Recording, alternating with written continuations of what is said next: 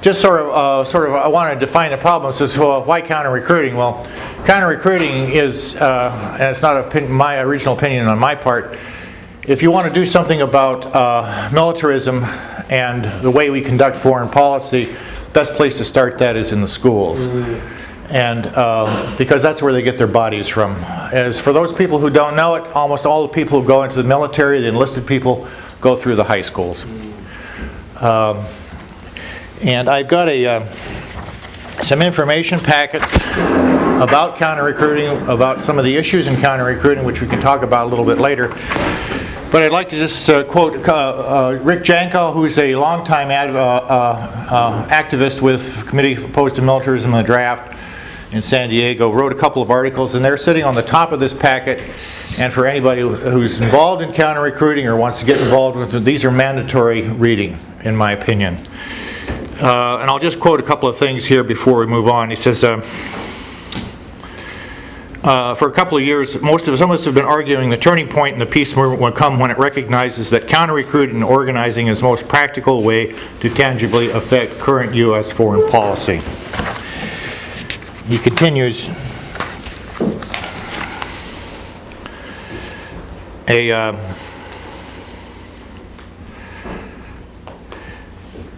it's imperative that we give a higher priority to be seen as strategic rather than tactical. The larger context that surrounds it, that is counter-recruiting, goes well beyond Iraq and relates to, among other things, economic class, race, ethnicity, and immigration status, and other socio-economic factors that help determine who wind up being sacrificed to our country's wars. The other problem that needs to be understood and addressed by the peace movement is the ongoing militarism of the educational system that is being driven by the military. So that's the problem that I and a lot of other people see is at the basic, is at the core of the counter-recruiting issue. So I'll talk about this information packets and some of the things that I'm doing, but first I'd like to hear in Bill, right? Yes, correct. First, and then Rebecca, who will talk about their counter-recruiting efforts in the Peninsula and Oregon, respectively. Thank you. Hey Bill, clip it on right there. Okay.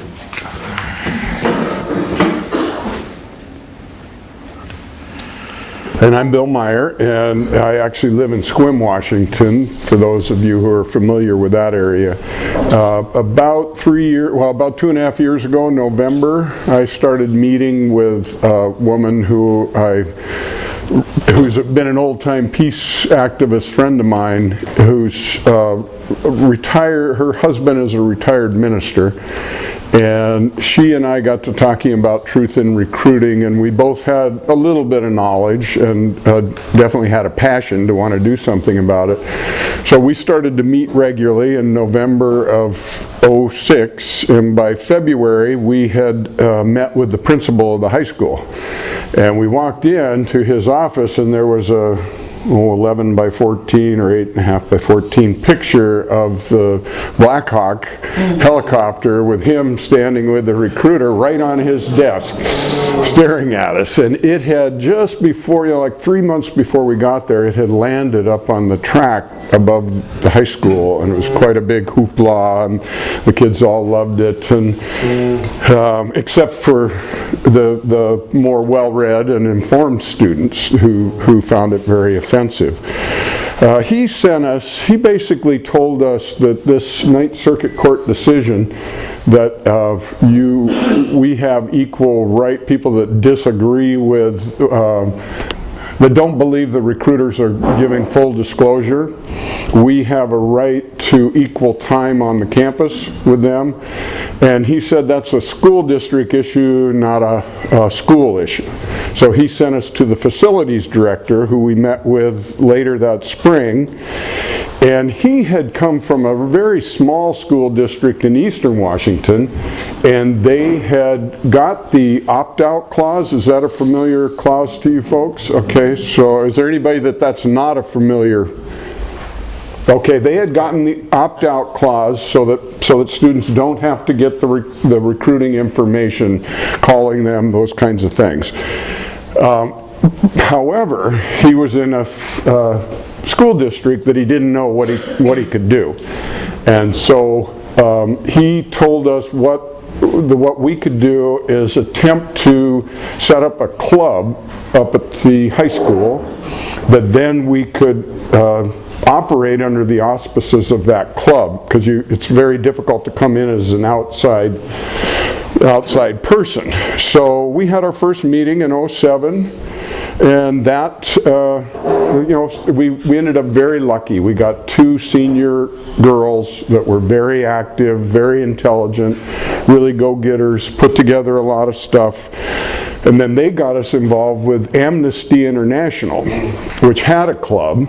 So now, actually, the VFP, I was a member of VFP, and we paid the rent and were the sponsoring agency for the first meeting.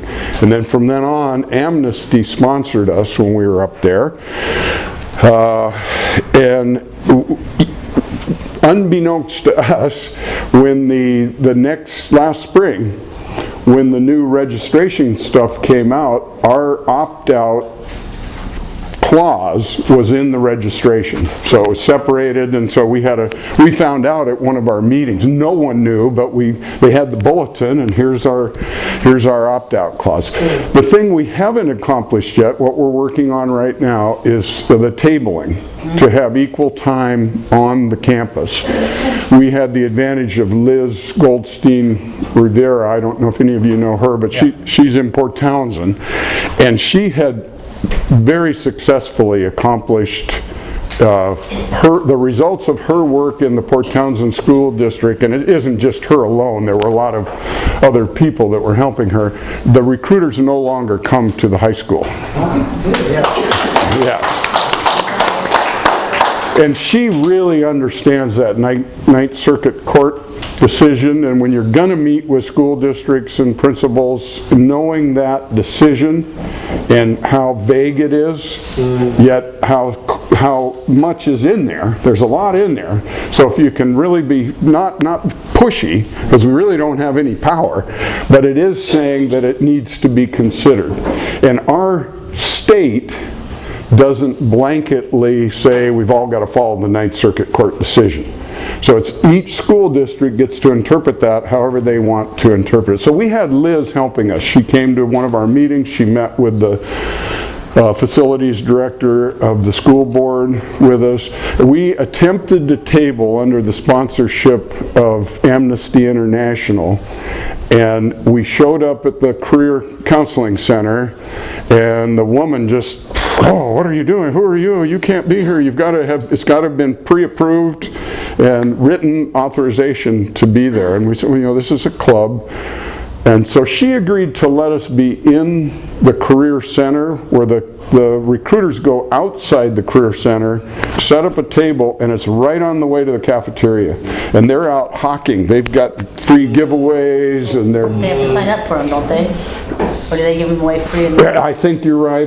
We only stayed, it was coincidental, because I don't know about Rebecca, but we had decided not to table at the same time as the recruiters. We wanted equal time, but we didn't want to be adversarial. Right, we did the same thing. Okay, and I really like this one phrase that Mike read, that this is about strategy. It's not about, oh, how well did we do that time we went up there, and did this work. It's about the long term, that next year needs to be better. Students need to be better informed, more entrenched mechanisms to get the information out to the students. So it was coincidental that the Army recruiter showed up. Boy, you should have seen that woman, the guidance counselor, scurry around, helped him carry this table this long, out there, and set up his stuff and everything. And I kind of snooped around the table and just saw what it was like. And this year we have got a girl who is not very active. So we're having to figure out how to reignite the students. So that's one of the reasons I was excited about coming here today, is just hearing other people's, how do you get the parents, and even thinking about it this last 24 hours before I got here, I think the part I missed in last year was focusing on the parents. We had 3 or 4 pretty solid parents, but we'd been spoiled the year before with these 2 girls that took care of the whole thing for us. So I need to probably get some more focus back to the parents. So it also, I should state one other thing that made this easier for us. There was a young fellow named Lindsay Shorman Warren who did this all on his own like 2 years before we got there. And so he wasn't affiliated with anything. He's probably 26, something like that. And he just was meeting with students and parents and trying to get more truth in recruiting. And found out about counter-recruitment nationally. And so we were somewhat following in the momentum that he had going. So that helped too. So, Rebecca. Okay.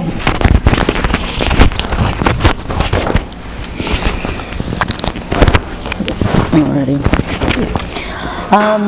So my name is Rebecca Michaelson from Corvallis, Oregon, and I'm an associate member with Veterans for Peace. I've been with them for about year and a half, close to 2 years. And we've been doing counter-recruiting. Counter-recruiting actually started outside of VFP with several of the groups, our local peace groups there. Veterans for Peace has taken a big chunk of doing that over. And there's several things that we're doing. One of the things is going into the high schools. And right now we're in our third year in 2 of the Corvallis high schools. And it's been interesting to see different people's styles, to see what certain people are more interested in doing as far as generational things are considered.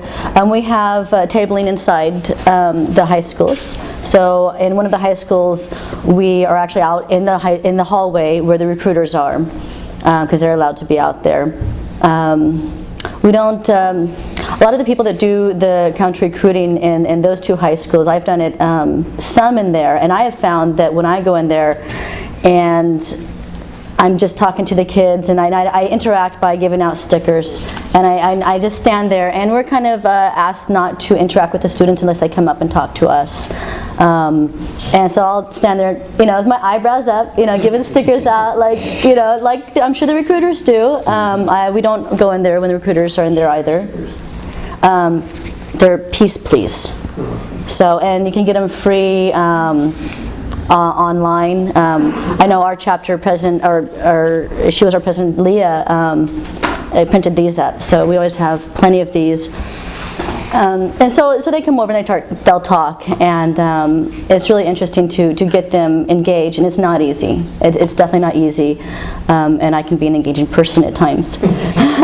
And we have some older gentlemen that go in, and they'll sit there and they'll have the table out and the information out, but they're not very engaging. They make a presence.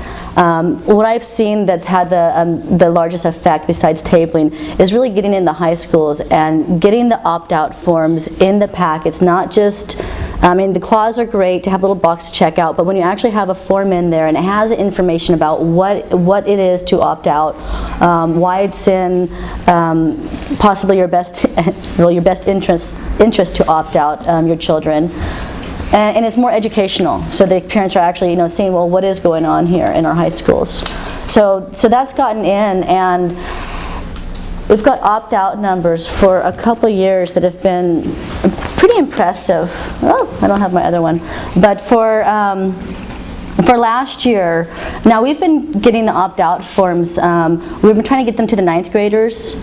And it's been a bit resistant on that in the schools. So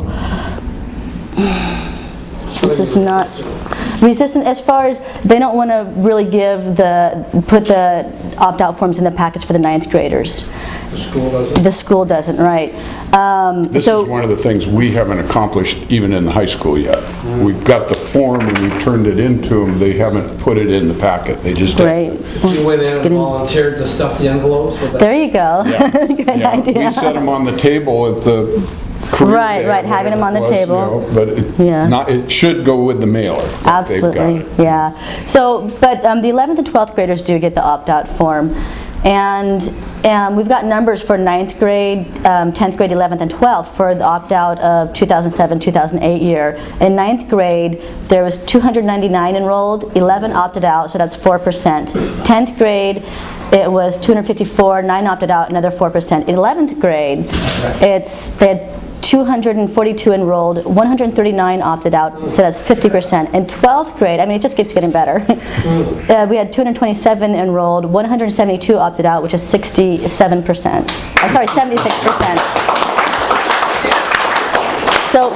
So just educating them, that's just in one of the high schools. So those would be good people to draw into the spokespeople. Right, and I mean, yeah, absolutely. I feel getting students involved where they can talk to their own generational level is a lot more effective than having older people coming in and sitting there, having the information, which is great, which is a lot better than nothing, and it's getting it in there. I think, like I said, the best thing that has helped us is getting the opt-out forms in the packets, because by the numbers that shows, it makes a big difference. In our other high school, I'll just go down the percentages. In 9th grade, there was 8% that opted out. 10th grade, 64% opted out. 11th grade, 89% had opted out.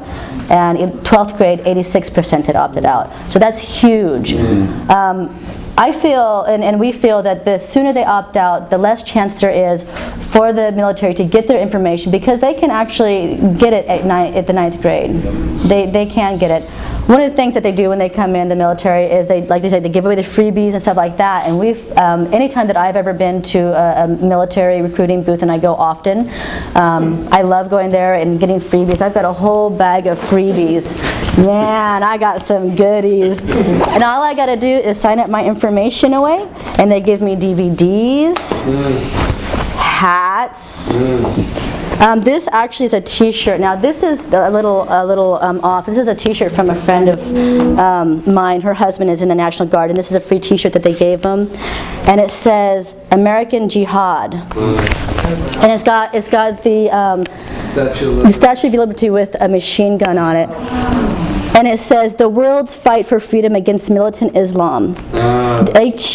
www.openfire.ns. Our tax dollars at work. And then here on the back it says, "Love your country, kill a terrorist." This is the recruiting material that they have in the military that they keep our guys. Yeah, I know, it's disgusting. Openfire.us. So, this is how they keep them involved, how they keep them ramped up, gun happy. I mean, when you think about it, there's recruiting going on everywhere. Everybody goes into stores and sees all this military camouflage. And you want to everybody has keys, So they do, I mean, I've got a ton of stuff in here. They got some things that they just sit out there for kids to take, like, let me find these really fun ones here.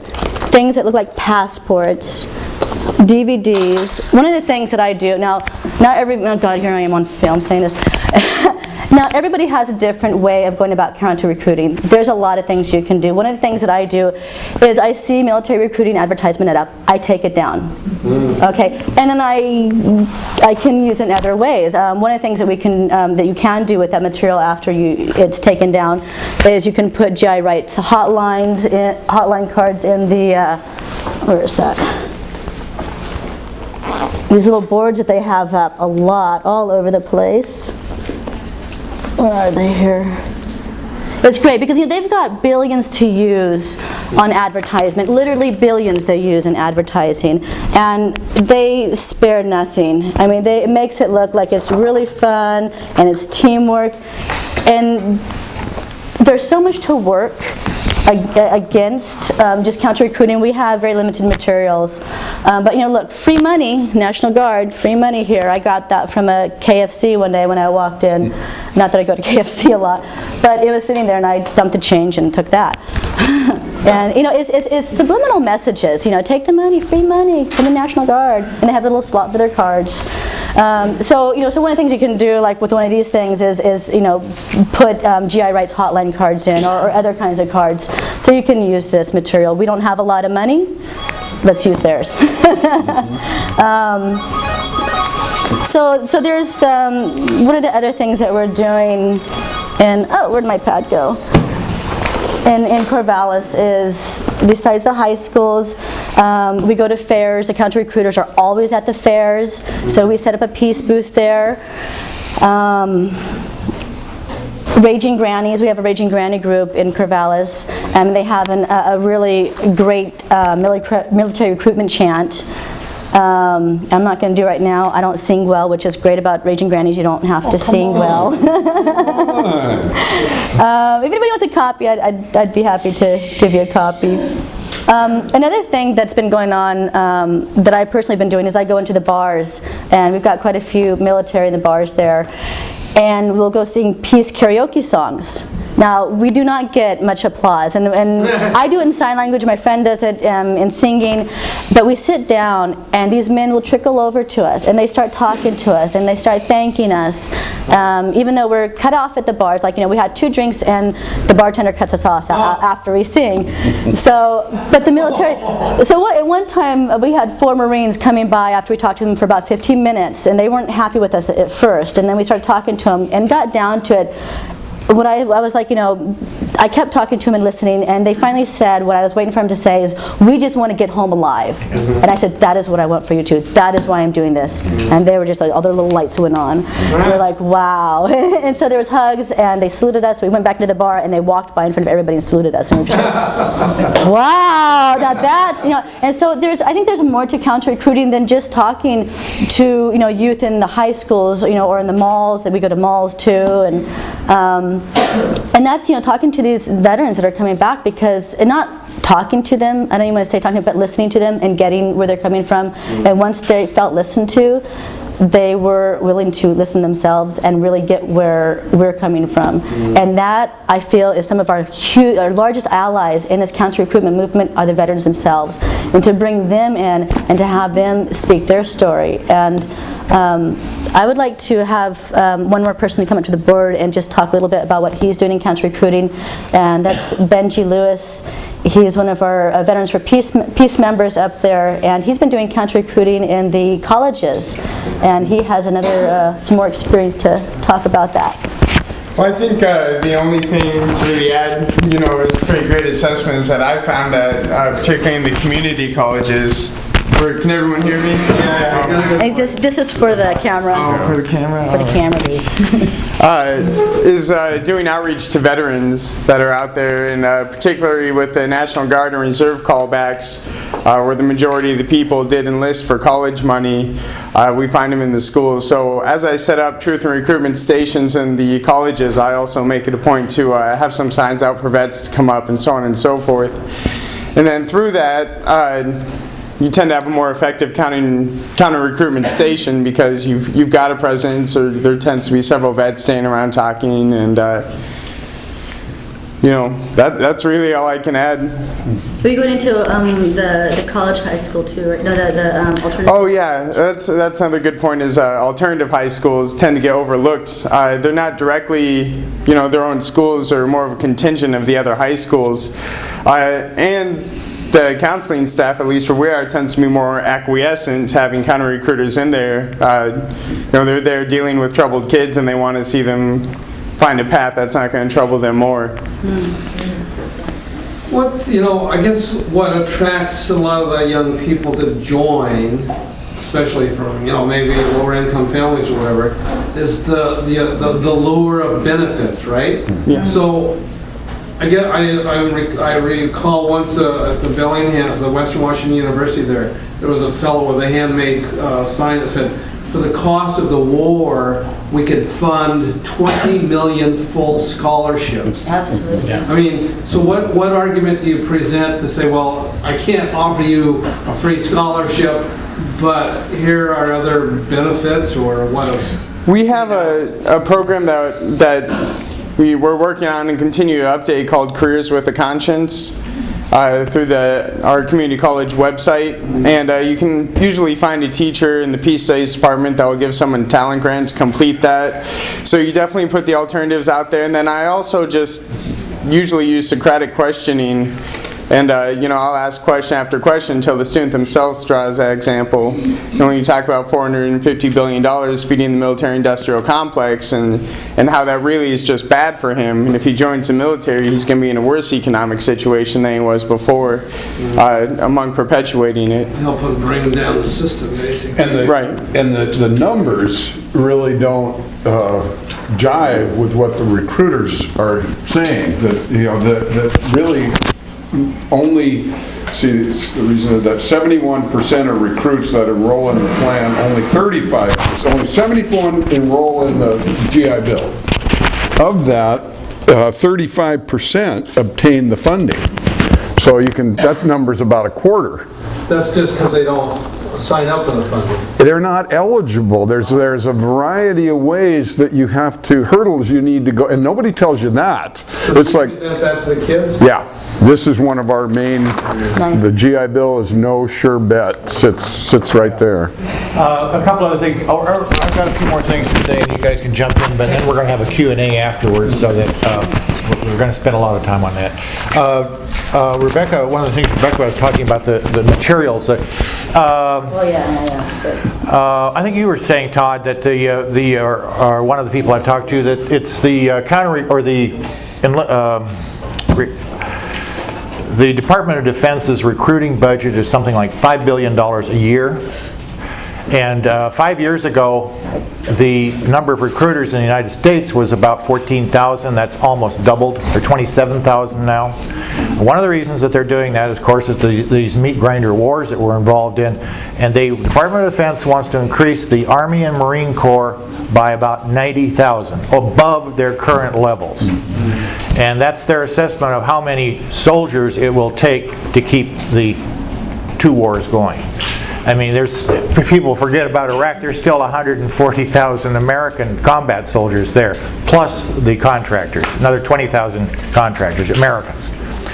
And one of the things that you talked about was the slick materials that are taxpayers. This is called the ASVAB Exploring Careers. And for those of you who don't know what ASVAB is one of these devices that the Department of Defense uses to recruit people, to get names and contacts for students. ASVAB is a test that is administered by the Department of Defense, given so-called free to school districts, administered by Department of Defense personnel, and through that testing, which the schools get free and they use it as a aptitude test, the test itself is geared towards military MOSs, military skills. But the schools get it because they don't have to pay for it, and they use it. A lot of schools use it. It's not used in the Seattle School District, but it is used widely elsewhere. And if you like Google ASVAB or Google ASVAB or military test, you'll get 15 or 20 hits on a Google, and it's all about getting people to sign up for the ASVAB, take the ASVAB test, and almost nowhere on the ASVAB literature Does it talk about, say, option 8, which actually means that the students can opt out of their results being given to the Department of Defense. Very, very important.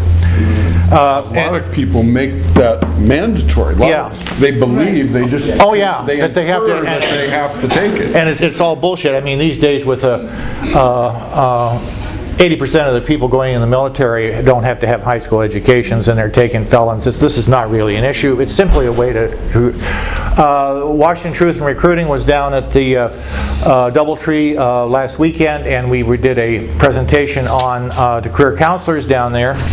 We've got actually a new brochure, What Military Recruiters in High School's Consideration for Counselors. Right across the, a table across from it was this ASVAB booth with these two guys, ex-military, who were hired Department of Defense contractors, and they were putting out this ASVAB, and they're getting all this literature. Basically, it was under false pretenses. They're talking to these high school counselors, here's all this free information about, so that, you can have a free test and that sort of thing, but it's basically a recruiting tool. And as Rebecca and Bill says, there's a bunch of different approaches to counter-recruiting, and I think one of the best one is getting the students involved, because they can do your heavy lifting through clubs, just students that volunteer, and that's been true in some cases in the Seattle School District too. We've got people working from VFP in 92 in the high schools, and we've got a volunteer sitting back here, who his daughter is actually a member of the high school, and he uses that effectively to talk to students. The other thing is mentioned briefly is parents, PTAs, for veterans or people in the counter-recruiting movement to go and talk to PTAs about the issues. The issues of, say, JROTC in the schools, how much the school district is paying for this because it's not free. The issues of opt-out is very, very important to raise the issue because it raises a whole bunch of other issues. Just a bunch of counter-recruiters standing on public property and leafletting is a very, very important way because you don't really have to go through the hassle of trying to get into school. You can hand this literature to kids and they can bring that into school, and often that generates some discussion. The other thing is, and it's been true for Washington Truth and Recruiting too, is going to school board meetings and raising the issue of opt-out and students' right to privacy. It's very, very, and a lot of people who are not necessarily pro what we're saying are very pro for, this is a freedom of speech issue, and students, as hopefully most of you know by now, students have the right as minors to opt themselves out of military recruiting. That's a well-established precedent. So, just a minute, please. And as you mentioned, career fairs, that's also very, very important. And the last thing that I want to say before we sort of get into some other remarks you want to make is that I cannot overestimate the influence of veterans in counter-recruiting. You just cannot. And everybody who is, say, a non-veteran who works in the schools and does this work elsewhere, say the president, and I'm not talking about somebody who is a combat veteran necessarily, a veteran who knows the military and knows that experience, showing up with some identification as a veteran, working with counter-recruiters in the schools is just, it's just unexplainable how important that is. And all the people that I know who are working in the Seattle School District, they say, why aren't there more veterans? And actually I brought an article about, actually Tobias Wolff, he's a fairly well-known author, and there's a short article about him in a conversation he had with some other vets, and also a guy who is a conscientious objector. And they're all about my age or so, you know, Vietnam era veterans. And the guys, the veterans sort of, after a while, they're talking about, oh, the military, you know, and how, you know, blah, blah, and telling sort of war stories and that sort of thing. And this guy who was a CO said, you guys are doing the same shit again. You're bullshitting about it. He says, you're not telling the truth about the military. And it says, the article closes, no wonder these kids are enlisting. The veterans are not standing up. So, go ahead. You want to add? Yeah, I just want to finish my little part to echo that my secret strategy as a Lima Company 3rd Battalion, 1st Marines in Vietnam in 1967 through the Tet Offensive of 68. I had a lot of infantry combat action that I was involved in, and so I have this little cadre of fellow combat veterans that all of what I'm doing is to get us a space that I think Rebecca was talking about. And I'm the kind of person that can get up in front of all of you or all of them. I don't care. I can talk to anybody anytime. And these guys are kind of that way too. Very eloquent, lots of combat.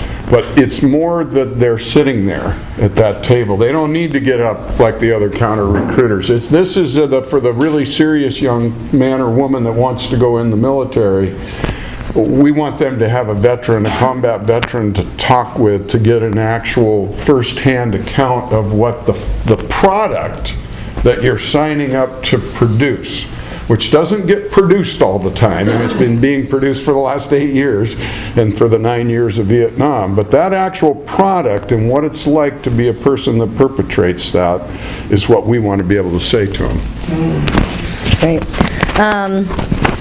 So there's a couple things I was looking on my list here that I had skipped over, and like military recruiting really is everywhere. I know this week in Corvallis there is a big mobile military recruitment center, and inside they have the games and they have computer stuff that they can, I don't know, you guys have seen enough awful stuff from there, but that they can have you make these leaflets that they throw out all over they take in helicopters and they'll throw it over the villages and such, and it has it in Arabic, and then you can write it in English, and it says, "You are weak and have been overtaken by a superior force. Surrender now." Another one is, "The day is long and we are coming. You just don't know how or when. Surrender or we will find you." I mean, this is the kind of propaganda that they're putting off in Iraq. And then this is what they give the kids to make themselves, to have them so they can pretend that they get to do this too. And it's pretty insidious in magazines. There's counter-recruitment. So I go into offices, doctor offices, and I look in magazines, and I take that kind of stuff out. I will rip it out, no problem. And then my son comes home with Time magazine for children, says "still on duty," and I checked it out and I read it, and it gave facts pretty much, and then there is an awful picture in here, and you guys can come over and look at my material if you want. An awful picture of this family walking down the street, and these men with the military men kind of surrounding them, and a couple of them look like they're actually pointing their weapons at the children, and it's like, this is supposed to be okay for our children to see now. And I talked to my son about it and said, how does this make you feel? What comes up for you? And look at the message in that. And once they sign a waiver, they will start sending stuff in the email, and I've signed a few waivers. I've got some email stuff. And free movie tickets if you give us your information. Free movie tickets, come in and talk to us. So it's really insidious how they get out there in so many different ways. Another thing, like you said, the helicopter on the roof. We had a helicopter, one of the Black Hawk helicopters come to the Boys and Girls Club. A lot of people don't know it. The Boys and Girls Club are actually quite connected with the military. And the counselors at the Boys and Girls Club had the children, all of them, come out to see the helicopter with its blades going and loud. And my friend's children, whose father is in the National Guard, they didn't want to go out. They didn't want to see this, and they were made to go out. And it was really traumatic for these children. And what happened in the end there, then the parent, my friend went to the Boys and Girls Club and plus several other community members and said, "This is unacceptable. We don't want you to have the helicopter there." And she was pretty stuck on, well, this is going to happen again next year. Well, there's a lot of letters that came in, and she decided it wasn't going to happen, and she even retired from that position thereafter. So, they really get in many ways, and there's many ways community can respond, whether writing letters to the schools or the clubs or into the paper. A lot of ways to do counter-recruiting. I'm not sure if there's anything else I want to add to that at the moment, so Questions in a minute. I just wanted to go through some materials that I have here. These are actually geared towards those people who want to get involved in this, don't think that they have enough information, but need some information. This is a basic sort of leaflet that says what recruiters don't tell you. I mentioned earlier the two essays that Rick Jankow wrote, which are very, I think, because it talks about strategy and the ongoing sort of struggle, because this is not going to be, this isn't going to be over in 5 years. And we have to plan for that. JROTC facts and figures. Articles on the ASVAB. That's very, very, very critical, because that's how the military gets a lot of its information. There's a Seattle School public memorandum on the delayed entry program, which is a very, that's how most of the students who are in high school go into the military. It's a delayed program. And basically it's a way to pre-indoctrinate you. What most people don't know, certainly students don't know, parents don't know, a lot of school officials don't know, if you want to get out of the DEP, all you have to do is not show up. And if you were to say, Google DEP, you get all this thing about DEP and ASVAB, and says it would not say. In fact, you can go to the Department of Defense website and under the delayed enlistment program, it will not tell you that you can get out of this program. The other thing that this packet's got is a JAMMERS opt-out form. The JAMMERS is actually a Joint Advertising and Market and Research Studies, which is actually an electronic data collection database that the Pentagon keeps on from a variety of students, not just ASVAB. And if you want to get out of that thing, they will not delete your information. They say that they will not use it. But I mean, this is a form that you can use to get out of that ostensibly. Opt-out forms. For the state of Washington, thinking of joining the military or finding a job or training, think again.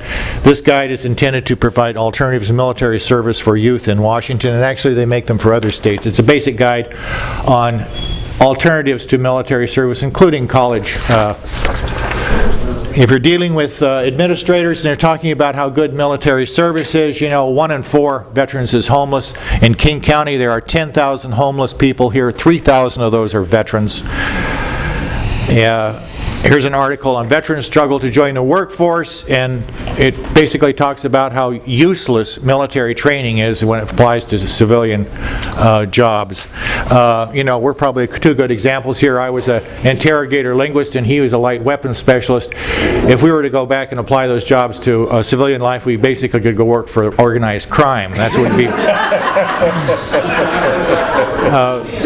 And the other last thing is how you're spending our money, how we're spending our money. So these information packets are designed for those people who are thinking of working in a counter-recruiting or actually are working and want a little bit more information. I only have 20 of them, but use your own judgment. If you can use this information, it's there for you. I've also got more these in bulk at also military recruiters in high schools, which is a brand new pamphlet from Washington Truth in Recruiting about directed toward career counselors. So that's about all I have for now. We'll take our questions. Mr. Dedrick, there are 300 school districts in the state of Washington, and most of them are rural districts. And as you can see in the body counts in the newspaper every day, those killed in Iraq and Afghanistan are all from podunk towns all around America. There's more than 1,500 school districts in the states represented at this regional conference. And I'm a school board member on one of those rural districts. So I have this question for you, Mr. Dedrick. No one ever comes to our school board and says that they're opposed to having military recruiters in the school. No one ever says that it's unacceptable. And number 2, nobody ever told me that the recruiters lie. I don't believe recruiters lie because I've never been in the military, and so I think recruiters probably tell the truth to our boys and girls. Also, the military has a role in our school system. It's a tradition in our state for 100 years, and it's natural for them to be there, even though they're not certified to teach or anything like that. So, if you were going to give your advice to people in our district, what should they tell the school board when they come to the school board meeting? Well, for one thing, I would say we need some veterans to show up at these meetings, identified as veterans, Veterans for Peace, and say, this is not acceptable. It's not acceptable. I don't think that the schools are as an appropriate place for military recruiters. I mean, that's one of the things that I'd say. Okay. But it's in the law that they can come. That's true. But I mean, you can say that, and you can also say that, bring up the other issues, that the school districts have a responsibility to inform these minor children, in an overwhelming majority of cases, about their rights as far as opting out, the delayed entry program, and almost none of the school districts, including the Seattle School District, they've only reluctantly actually put some of this information in their brochures, that they have to know about opting out. They have to know about the delayed entry program, and it's not my responsibility or our responsibility as activists, very poor activists at that, to make sure the school district is doing its job. It's their responsibility. They are in loco parentis for these minor children. These minor children are being preyed upon by recruiters in the Department of Defense who are using everything, including lies, to get them enlisted. And if I could add, that is an excellent strategy to target if your group wants to get together and all they want to do is get to the school board. That is a relatively simple, as was presented here today, that's something you could do. You could get on the agenda of the school board and you could present this stuff to them. There must be 100,000 different ways to approach this. And I tried to give you a little of my personal to let you know my work here was really very personal. It's my agenda, what I wanted to get done that happened to dovetail with the national and the state. And Thank you.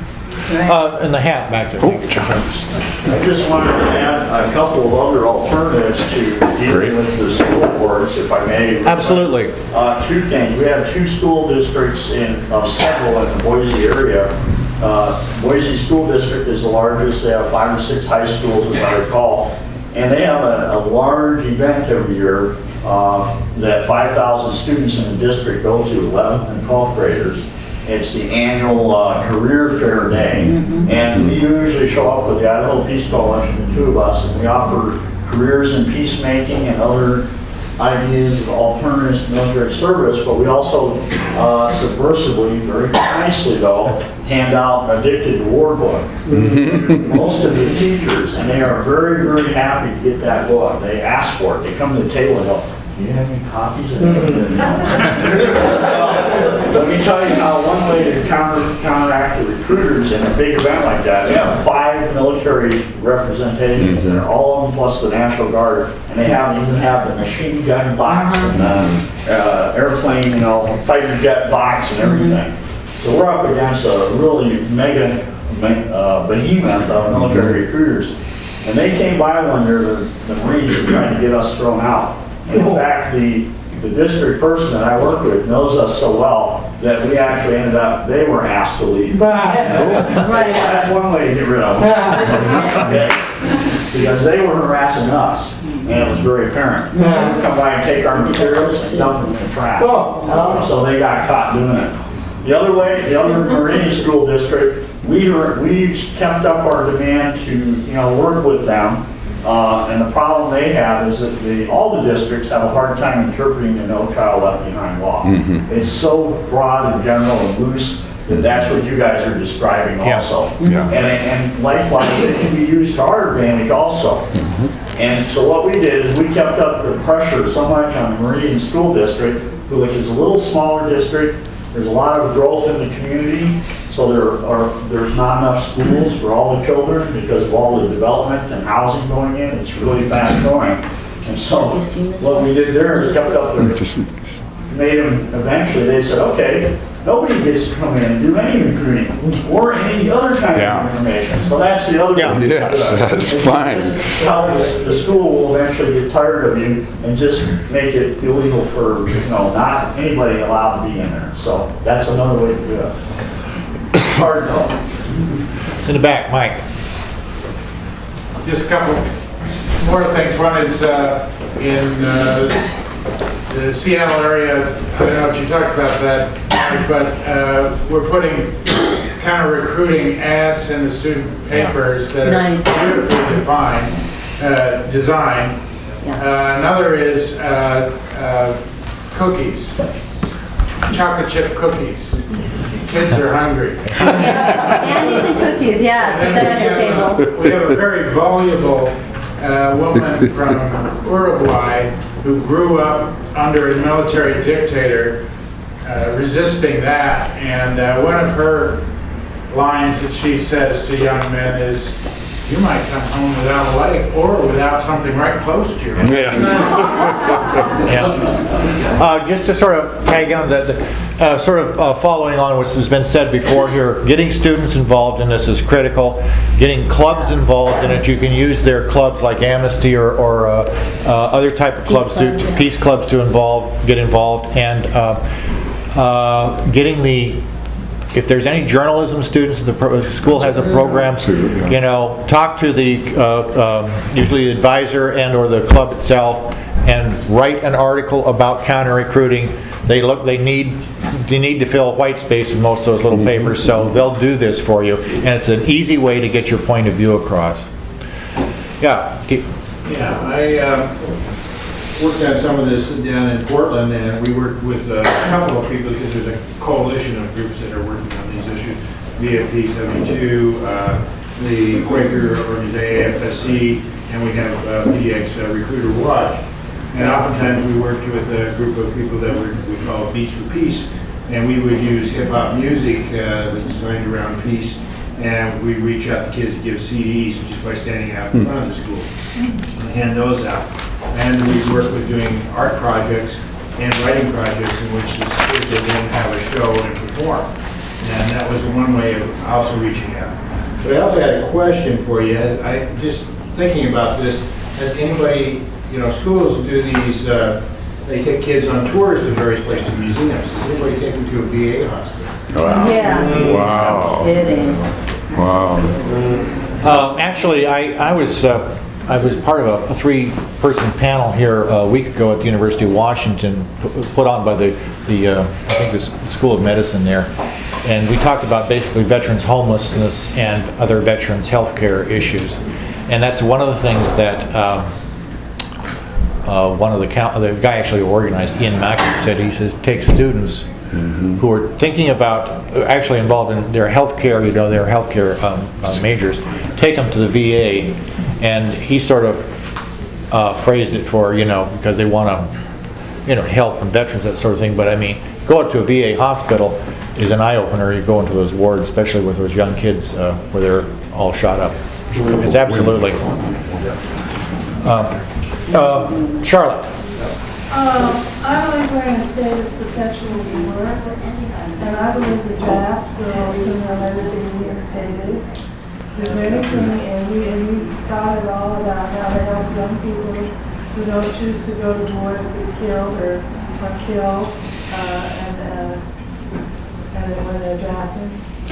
Yeah, we also give them information about conscientious objector and how to start a file on that, so that if there is a draft, that they can already be well in line to resist that. And at least you have your sign-up sheet, even if they come talk to you. That's a documented, say you're the least you could do. If you just wanted to go do this yourself, grab some of these brochures, go to the high school, out on the sidewalk, outside the school, and hand it out. Have a sign-up sheet with the date, what you're doing, why it's about. That will give that child a track record, especially if they're a 9th grader, that they can carry on, because you cannot suddenly become a conscientious objector. No, you have to build a file, absolutely. That's right. So every contact that you can get will help satisfy that. So you're at least going to provide that if you do nothing else. So, Pio? ROTC programs at college level have been training grounds for cannon fodder for decades. and high school. Have you, And high school, middle school. ROTC program, have you had any success in combating how those kids are recruited into the college level programs? Or? Well, I don't have any experience with, say, the college level. It's I deal with mostly with high school level. And one of the ways that I've found is useful for that is to actually tell parents in particular, you're paying for this program. It's not a free program. And often the district's money that they have to pay for JROTC is going. I mean, every school district is short of money these days. That's going to come out of something else. And most people don't know that, and that's a radicalizing fact for a lot of people. And I think the bigger your school district, the more specialized the counter recruitment tends to be, and where the smaller, some of the people from very small places, you're needing to cover all of it. So as an example, our junior ROTC stores their guns at the high school. So now that would be, if we decide to take that on, that would be a legal issue. Yes, it'd be very simple to get it accomplished, but is that the windmill we want to joust with? So I think your question is great. So we coordinate with the people, the Truth in Recruiting, that are at the college. And we tried it, but I'm really glad you made that comment. That'll get me thinking more about, okay, what can we do to get this word out? And is it really worth having that battle now? It might be. Those aren't functional rifles.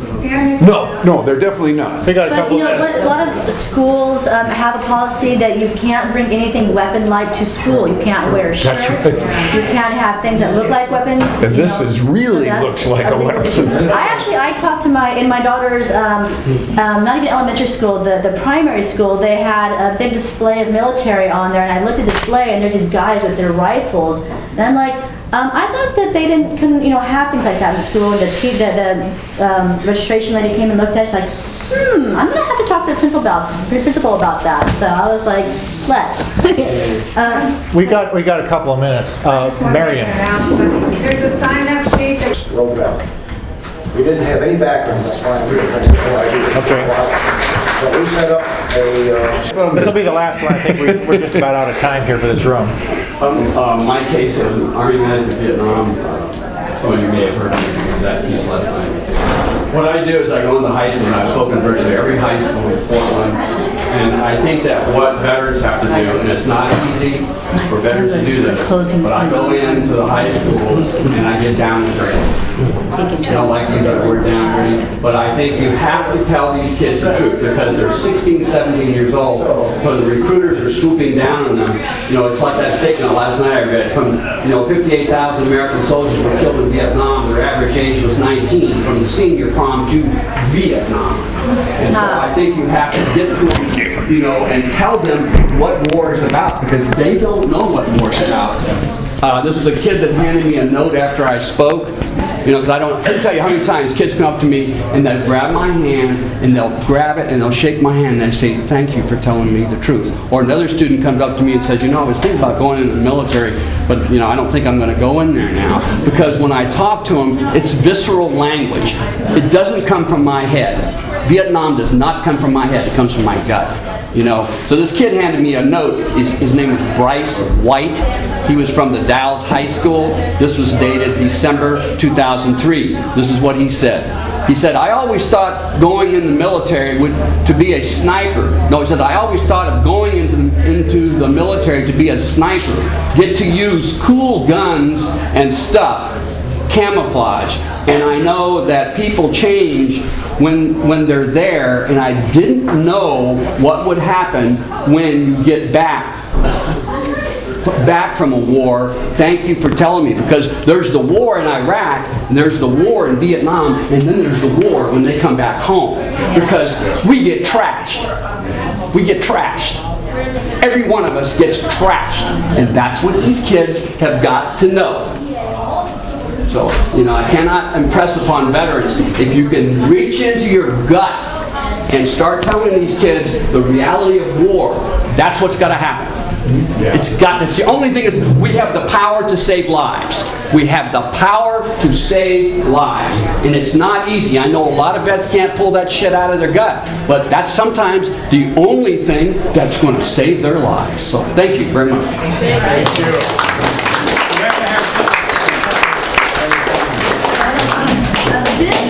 If you're really interested in being in contract recruitment, this is an excellent, easy to read, very to the point, precise book on how to do contract recruiting. It's got a lot of great information.